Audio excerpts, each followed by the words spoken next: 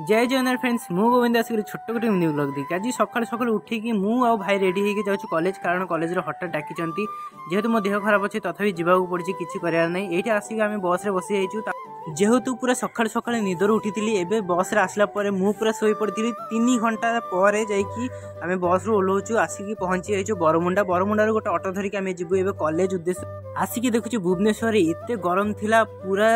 limit बाहर गरम थिला एत गरम तापर बहुत समय पर आम कॉलेज भी पहुँची जाइए कॉलेज रू आसिक देखुची कॉलेज आम मरामती चली पूरा ठीक ठाक होची सबू आसिक आम फॉर्म फिलअप करके आम जो होस्टेल सार ठू होस्टेल अनाइंटमेंट नहीं कि जीव आम नुआ होस्टेल को आपण मैंने कौटू कौटू मो वीडियो देखुं मत निश्चिंत कमेंट मध्य कहतु आ मो वीडियो गुड़ा केमती लगुच से भी कहे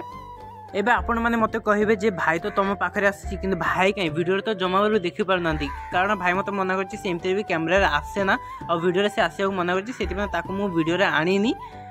तापर ये आम गाड़ी ठिया होती बहुत समय पर ओला आसला आमको बरमुंडा छाड़ा से नॉर्मल लोकल बस धरिक आम आसीगलु कटक जेहेतु एत गरम पड़ूला आम कटक आसिक